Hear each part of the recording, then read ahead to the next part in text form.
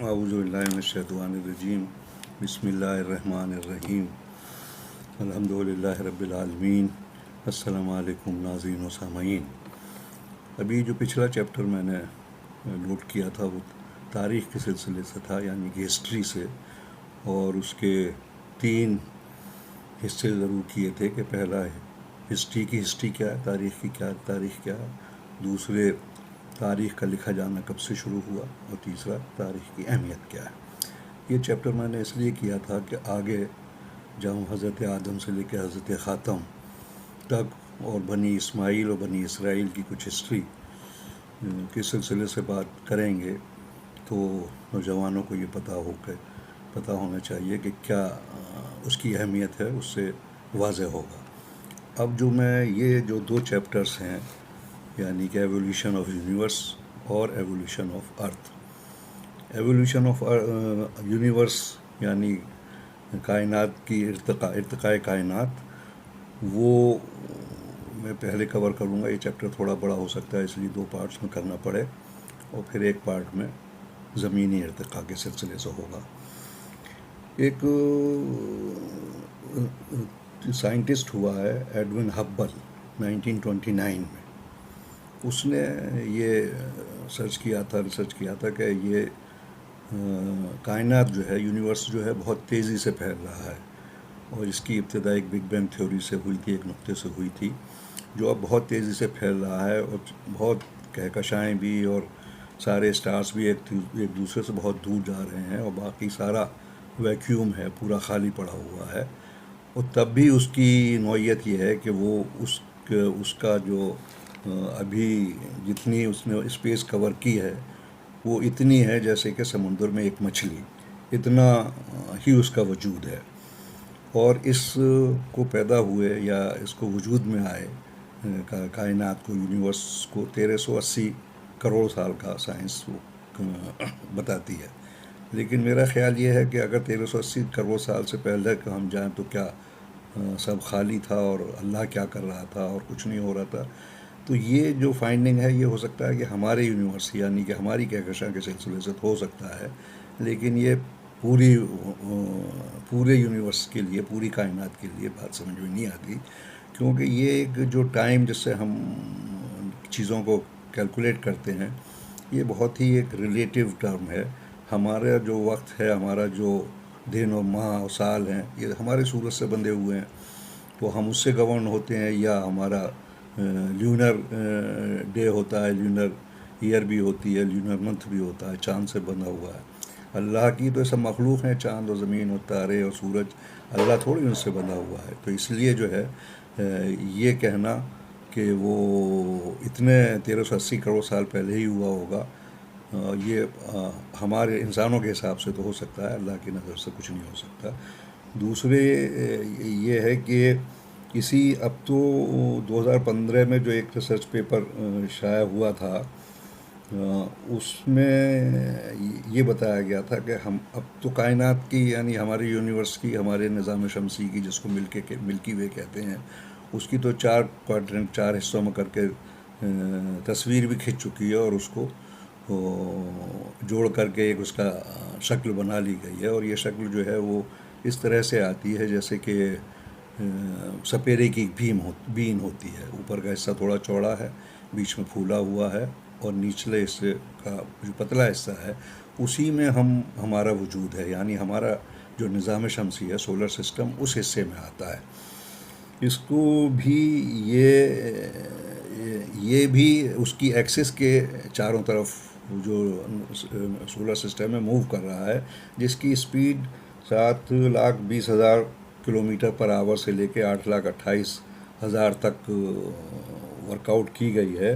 اور اس کو پوری اپنی پوری کہکشاں کی جو ایکسس ہے، جو اس کا سینٹر لائن ہے، اس کے چاروں طرف چکر لگانے میں 230 ملین ایئرس میں ایک ٹرپ پورا کرتا ہے، یعنی ایک راؤنڈ پورا کرتا ہے، جس کو 2300 سال کا وقت لگ جاتا ہے اس اسپیڈ سے۔ اور یہ بھی پورا گول نہیں ہے، آگے چل کے ہم دیکھیں گے، یہ اسپائرل سسٹم میں ہے، اسپائرل کی طرح سے ہے کہ موو کرتے ہوئے وہ اوپر سے نیچے کی طرف آ رہا ہے۔ ابھی اس کو جو خلقت کو ہے وہ سائنس نے 4 دور میں بانٹا ہے. اس کو 4 دور کہے جا سکتے ہیں، جس کو ہم پہلا جو ہے میٹر ڈومینیٹڈ ایرا ہے، یعنی مادے کی غلبے والا دور. دوسرا ڈارک انرجی ڈومینیٹڈ ایرا ہے، جس کا تاریک توانائی کے غلبے والا دور. اور تیسرا اسٹیلی فیوریس دور ہے.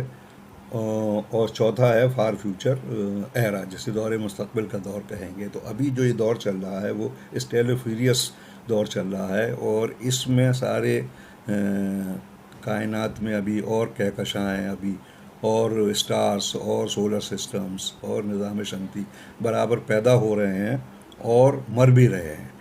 تو اس کو یہی دور ہے. اس کا اردو ورژن مجھے نہیں ملا ہے، لیکن جب اس کو اگر پیدا ہونے کے 4 دور میں بانٹا گیا ہے، تو اسی طرح سے سائنس نے ایک بہت ناگوار تصور بھی پیش کیا ہے جو اس کے ختم ہونے کا ہے، جس کو بھی 4 حصوں میں بانٹا ہے. جیسے ہیٹ ڈیتھ کہتے ہیں ایک پہلی والی، جس کے معنی ہوتے ہیں کہ گرمی سے پوری کائنات ختم ہوئے گی، اور جو ہم لوگوں کا اسلامک نظریہ بھی ہے کہ نیزہ اسر صبا نیزے پہ سورج اسر صبا نیزے پر ہوگا تو لوگ گرمی سے مر جائیں گے. دوسرا ہے بگ کرنچ، کہ زمین کو رون دیا جائے گا اور پامال کر دیا جائے گا، دھواں دھواں ہو جائے گی. اس کا ذکر بھی قرآن میں ملتا ہے، وہ بھی اسی کا حصہ ہے. تیسرا بگ رپ ہے، کہ چیر دیا جائے گا اور چاک کر دیا جائے گا. یہ چاروں ایک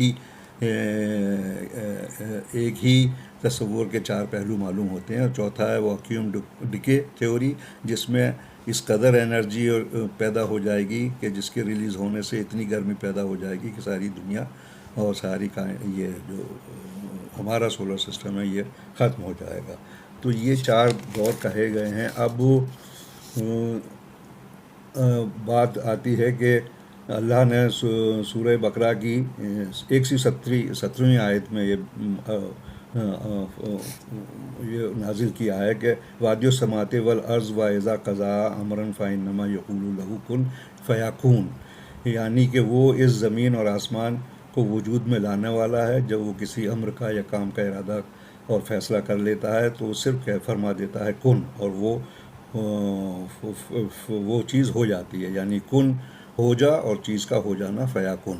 تو یہ اللہ کا نظام ہے، جو چاہتا ہے وہ بس صرف کہہ دیتا ہے اور وہ چیز ہو جاتی ہے. لیکن ساتھ ساتھ ہی قرآن میں نے دیکھا کہ 6 آیتیں ایسی ملیں جس میں کہ یہ ذکر ہوا ہے کہ ہم نے 7 آسمانوں کو 2 دن میں، زمینوں کو 2 دن میں، اور جو کچھ بھی ان کے درمیان ہے، چاہے وہ جنت و دوزخ ہو یا کچھ اور بھی چیزیں ہوں، یہ تمام چاند تارے ستارے جو بھی ان کے درمیان ہے، ان کو ہم نے 6 دنوں میں پیدا کیا.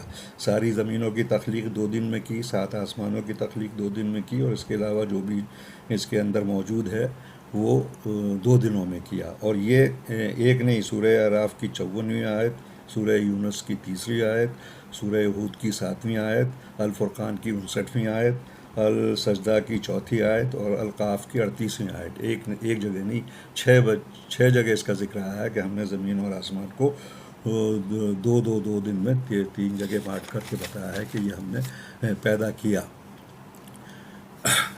اب اسی چیز کو کہ یہ کیسے پیدا ہوئی اور یہ کیسے اس کا ایولیوشن ہوا، کس طرح سے یونیورس بنا، تو یہ اس کو جو قرآن کی آیت ہیں ان کو مولائے کائنات نے نہج البلاغہ میں جو خطبے موجود ہیں اس میں بہت آسان الفاظ میں اس کو ڈیکوڈ کرنے کی کوشش کی. اور اب جو دور آیا ہے اس کو ان خطبوں کو اور زیادہ سائنٹیفک پہلو سے ڈیکوڈ کرنے کی آج کے سائنٹسٹ اور وہ کوشش کر رہے ہیں. اس سلسلے میں ایک ڈاکٹر ذیشان حیدر رضوی صاحب ہیں، ان کی کتاب ہے نہج البلاغہ کا سائنسی علم، یہ میں دکھا رہا ہوں. یہ زبردست کتاب ہے. اس میں مولائے کائنات نے بہت سائنٹیفک جو اشارے ہیں اور جو آیات ہیں ان کو ڈیکوڈ کیا ہے، اور بہت کائنات کے سلسلے سے، بہت زمینوں کے سلسلے سے بہت. تو قرآن جو ہے وہ کسی نہ تو سائنس کی کتاب ہے، نہ لٹریچر کی کتاب ہے، اور نہ تاریخ کی کتاب ہے، لیکن ان سب کا مجموعہ ہے. ہدایت کی کتاب ہمارے علماء ضرور کہتے ہیں، اور ہدایت کی کتاب ہے بھی وہ، لیکن خالی ہدایت کی کتاب نہیں ہے. اس میں اشارے بہت زبردست ہیں.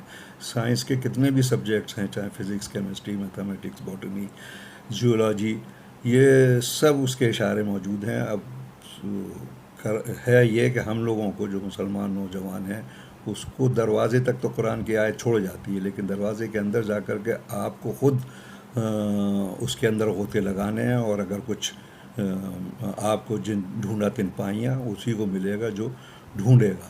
تو اب مولا کائنات نے کائنات کی تخلیق کے سلسلے سے جو پہلے خطبے کا پارٹ 2 ہے وہ میں آپ کو پڑھ کے بتاتا ہوں، اور پھر اسی کو تھوڑا سا آگے انالائز کریں گے اور سمجھنے کی کوشش کریں گے کہ یہ اسٹارس، یہ تارے، یہ گلیکسیز بنتی کس طرح سے ہیں. تو میں تھوڑا سا پڑھتا ہوں، آپ سننے کی زحمت کریں.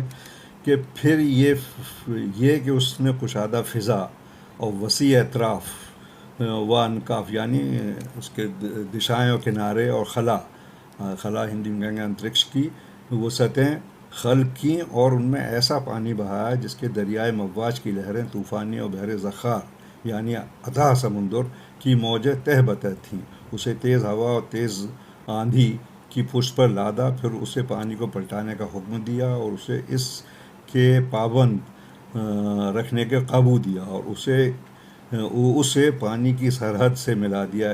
اس کے نیچے ہوا دور تک پھیلی ہوئی تھی، اور اس کے اوپر نے پانی ٹھاٹھے مار رہا تھا.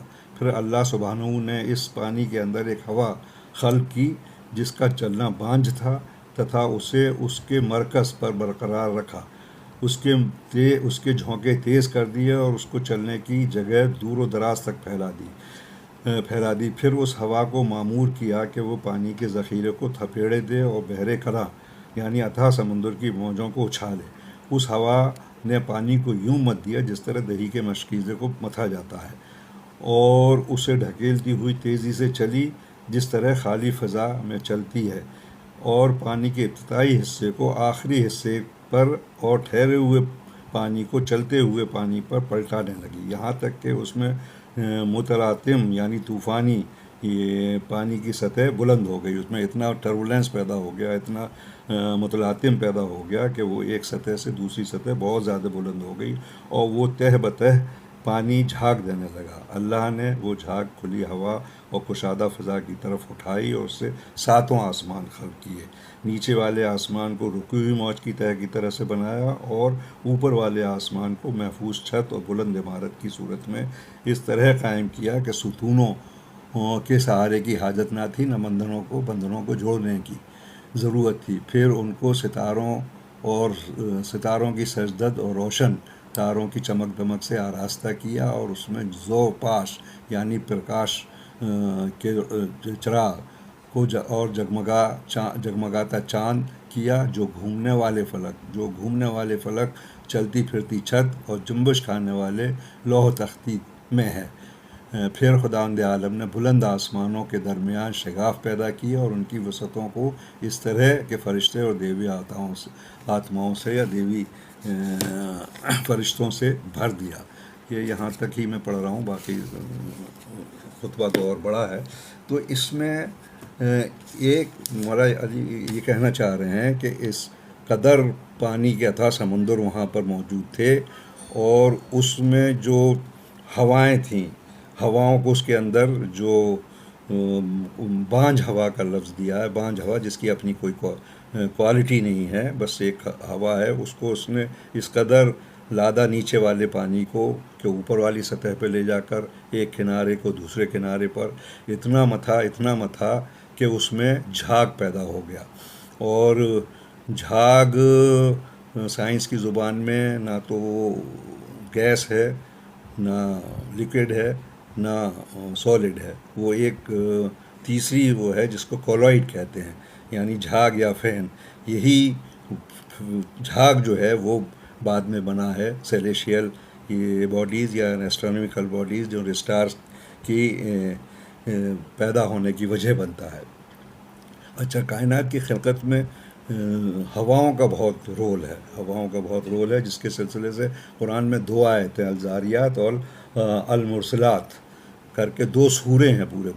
اس کا ذکر بھی آگے کے خطبوں کو جب ڈیکوڈ کرنے کی کوشش کریں گے تو اس میں بتانے کی کوشش کروں گا کہ کتنا ہواؤں کا رول ہے یہ اسٹارز کو یعنی ستاروں کو، تاروں کو پیدا کرنے میں. اب ایک اسٹڈی ہے ناسا کی، جس میں اس نے تصدیق کیا ہے کہ آسمانوں میں 140 ٹریلین یعنی کہ 140 کھرب پانی موجود ہے، اور اس کو یہاں سے اس کی دوری جو ہے 1200 ملین لائٹ ایئرس ہے، یعنی زمین سے اگر اس کو انہوں نے کیا کہ اتنی دوری پر ہے۔ اور یہ آسمانوں کا جو پانی ہے اس کا ذکر قرآن میں تقریباً 22 جگہ ایسا ذکر ہے کہ ہم نے آسمانوں سے پانی کو نازل کیا۔ پہلے ہم کو یہی خیال ہوتا تھا کہ پانی تو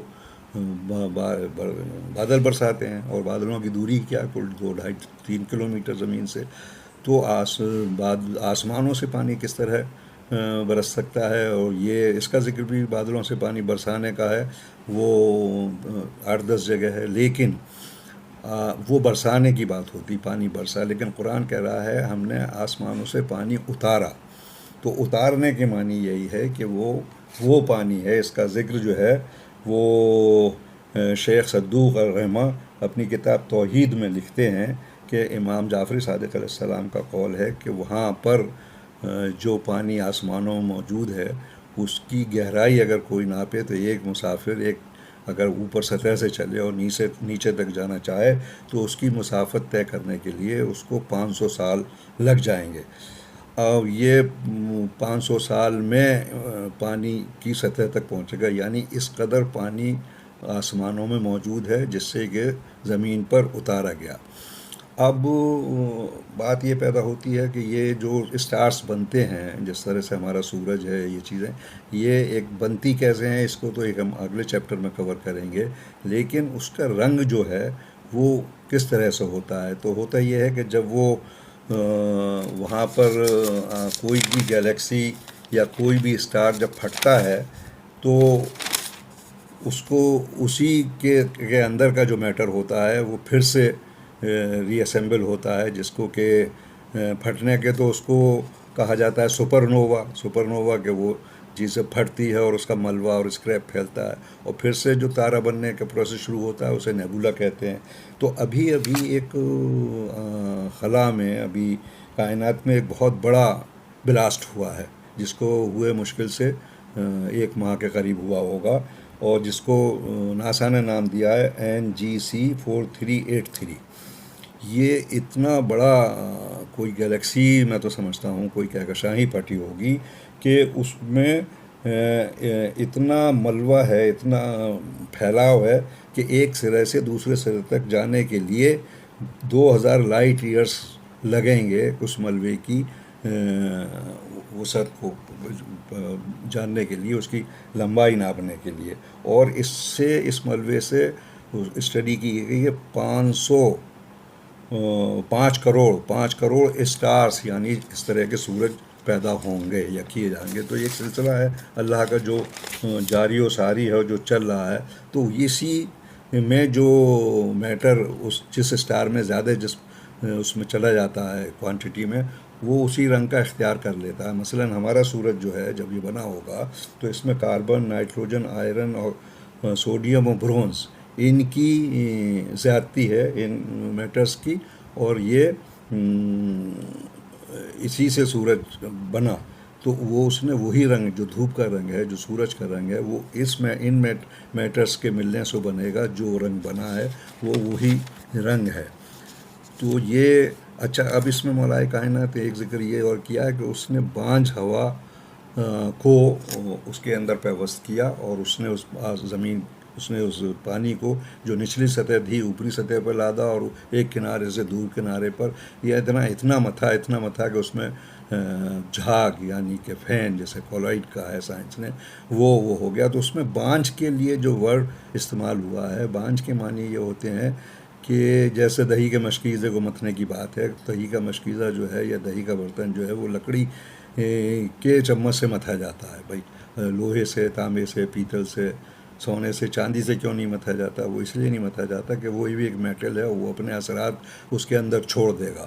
تو لکڑی کا چمچ ایسا ہے جس کے اپنے کوئی اثرات نہیں ہوتے، وہ اپنے کوئی اثر اس کے اندر نہیں چھوڑے گا۔ اسی لیے مولا کائنات نے یہ لفظ استعمال کیا ہے بانجھ ہوا، یعنی وہ ہوا جس نے کہ اس کے اندر کوئی اپنی پراپرٹیز کو نہیں چھوڑا، اور وہ اس کے اندر اس کی کوئی اپنی پراپرٹی شامل نہیں ہوئی ہے. اب آگے کے اس میں جو ہے ہم یہ بتائیں گے کہ یہ میٹر کس طرح سے پیدا ہوتا ہے، کس طرح سے مادہ بنتا ہے، اور کس طرح سے انرجی سے مادہ اور مادے سے انرجی، وہ انشاءاللہ اگلے چیپٹرز میں ہوگا. لیکن ابھی مولا کائنات کے اگلے خطبے میں یہ کہہ رہے ہیں وہ کہ اللہ نے وہ جھاگ کھلی اور کشادہ فضا کی طرف اٹھائی اور اس کے ساتوں آسمان پیدا کیے. نیچے آسمان کو رکی ہوئی موج سے کی طرح بنایا اور اوپر والے آسمان کو محفوظ اور بلند عمارت کی صورت میں پیدا کیا. اس طرح قائم کیا کہ نہ تو ستونوں کی ضرورت تھی، سارے کی ضرورت تھی، نہ بندنوں کی. اب ایک بات اس میں یہ سمجھنے کی ہے کہ یہ جو وہ کہہ رہے ہیں کہ اس میں کوئی وہ نہیں پیدا کیے کھلی کال. اب جو مولا کائنات یہ کہہ رہے ہیں کہ نیچے والے آسمان کو رکی ہوئی موج کی طرح سے پیدا کیا اور اوپر والے آسمان کو اس طرح سے پیدا کیا کہ وہ محافظ بنا. تو اب یہ نیچے والے آسمان کو جو رکی ہوئی موج سے مولا کا کیا اس سے وہ ہے، مطلب کہنے کا کیا مقصد ہے کہ رکی ہوئی موج کے کیا معنی ہوتے ہیں؟ رکی ہوئی موج تو کوئی ہوتی نہیں ہے، موج تو چلتی ہوئی ہوتی ہے. تو موج دو طرح کی ہوتی ہیں سائنس کے نقطۂ نظر سے، ایک ہوتی ہے پروگریسو اور ایک ہوتی ہے اسٹیشنری. تو پروگریسو ویو وہ ہوتی ہے کہ جو آگے سے، جیسے اس کی مثال آسانی سے آپ سمجھ جائیں گے، تالاب میں اگر کوئی پتھر پھینکا جاتا ہے تو وہ جو اس میں ترنگیں پیدا ہوتی ہیں اس سینٹر سے جہاں پتھر گرتا ہے اور کنارے تک جاتی ہیں، تو وہ پروگریسو میں ویو ہوتی ہے. اوپر چلتے چلتے چلتے چلتے اور آخر کنارے پہ جا کے اس کی کائنیٹک انرجی ختم ہو جاتی ہے اور ویو اپنا شکل کھو دیتی ہے. تو یہ تو ہو گئی پروگریسو ویو. ایک ہوتی ہے اسٹیشنری ویو کہ جو آگے نہیں بڑھتی، اس کے دونوں کنارے بندھے ہوئے ہوتے ہیں اور وہ اوپر نیچے کی ہی طرف ہوتی رہتی ہے. تو مطلب کہنے کا یہ ہوا کہ یہ جو رکی ہوئی موج سے مولا کائنات کا کہنے کا مقصد یہ ہے کہ وہ اس کی مثال ہے گٹار اور ستار، کہ جس کے دونوں اینڈز تو بندھے ہوئے ہیں لیکن ویو بن رہی ہے اوپر نیچے جو ہوتی رہتی ہے، وہ یہی ہوتی ہے اسٹیشنری ویو ہوتی ہے، اپنی جگہ پر ہی موو ہوتی ہے. اور لیکن ابھی ہم نے پیچھے دیکھا تھا کہ یہ آگے کی طرف وہ جیسے اسپائرل ہوتا ہے اس کی طرف سے اوپر سے بہتی ہوئی اور نیچے کی طرف جاتی ہے، لیکن اسپائرل کی شیپ میں. تو مولا کائنات یہی کہنا چاہ رہے ہیں کہ وہ اسٹیشنری ویو ہے، لیکن ابھی جو آسمان کا یا ہمارے اس کا جو جس طرح سے موجود ہے وہ حصہ ہے کہ اوپر کی طرف گیا ہوا ہے اور ابھی نیچے کی طرف نہیں ہے، وہاں اسٹیشنری ہے یعنی رکا ہوا سا ہے. اور کب وہ نیچے آئے گا، اس میں کتنا ٹائم لگے گا، لاکھوں کروڑوں اربوں خربوں سال لگیں گے. لیکن ابھی جو ہے وہ اس شکل میں ہے کہ وہ اوپر کی طرف ہے اور پھر جب کبھی نیچے آئے گی تو آئے گی، وہ سلسلہ ہے. تو یہ نیچے والا آسمان ہے جس کو ہم دیکھ رہے ہیں. اس کے اوپر جو ہے اس کے اوپر ایک اور آسمان ہے. تو اب قرآن میں جو ذکر ہے وہ ہے کہ ایک جگہ سورہ طارق کی 11ویں آیت کہتی ہے کہ قسم ہے آسمان کی جو پلٹنے والا ہے. تو اس کے میں نے 3-4 جگہ اس کے ٹرانسلیشن دیکھے. کسی نے لکھا ہے کہ یہ گھٹنے بڑھنے والا ہے، کسی نے لکھا ہے کہ چکر کھانے والا ہے، کسی نے لکھا ہے قسم اس آسمان کی جو بارش دینے والا ہے، والسماء ذات الرجا پلٹنے والا ہے. اب ہم جیسے اسٹوڈنٹس کے لیے بڑے مشکل ہے کہ اس میں سے کون سا ٹرانسلیشن صحیح ہے، کیونکہ 4 قرآن ہیں میرے پاس، چاروں کے الگ الگ ترجمے ہیں. تو اس لیے پاکستان سے ایک اپلیکیشن ہے قرآن 360، تو اس کو اگر آپ دیکھیں گے تو اس میں ایک اپلیکیشن ہے ورڈ بائی ورڈ. تو اس کا آپ ورڈ بائی ورڈ سے ٹرانسلیشن اگر دیکھیں گے تو اس میں اس کے معنی نکلتے ہیں پلٹنے والا آسمان. پلٹنے والے آسمان کی معنی یہی ہوئے کہ وہ آسمان جو ابھی اوپر کی طرف ہے وہ کبھی پلٹے گا اور نیچے کی طرف آئے گا. تو یہ اس کا صحیح ٹرانسلیشن مجھے لگتا ہے. اور یہ اب اس کے بعد جو ہے پھر اوپر والے آسمان کا ذکر ہے، جس کا میں اگلے چیپٹر میں آگے ذکر بھی کروں گا کہ یہ کس طرح سے جو ہے وہ ہے. اب یہ جو ہے اس طرح سے وہ اس میں بھی وہی بل کھاتی ہوئی اس پہ اسپائرل گھونگر والے بالوں کا ذکر ہے، جس میں ریپلس اور اسکرلس پیدا ہوتے ہیں. یہ ساری چیزیں ہیں. اب یہ تو ہے سائنس کا کہ اس نے یہاں تک کہ آسمان کو تو جو نیچے والا ہے وہاں تک تو اس کی رسائی ہوئی. اس کے بعد اور 7 آسمانوں کا ذکر آتا ہے، اس تک ابھی سائنس کی رسائی نہیں ہوئی ہے. اس لیے اس کا تو ذکر کرنا ابھی مشکل ہی ہے مگر سائنس کے پہلو سے. لیکن اس کو جو ہے اگر ہم مذہبی اس میں دیکھیں تو اس کا ذکر ضرور 7 آسمانوں کا قرآن میں ہے. قرآن میں نہیں، حدیث میں ہے، جس کا ذکر بہت جناب فرقان قریشی صاحب جو پاکستان کے ایک نوجوانی کا یہ انہوں نے بہت اچھے اچھے چیپٹرز تیار کیے ہیں. قابل وہ تو داد و تحسین ہے کہ جس شخص نے اتنی کم عمری میں اتنا زیادہ علم حاصل کیا اور اس کی صحیح وہ ہے.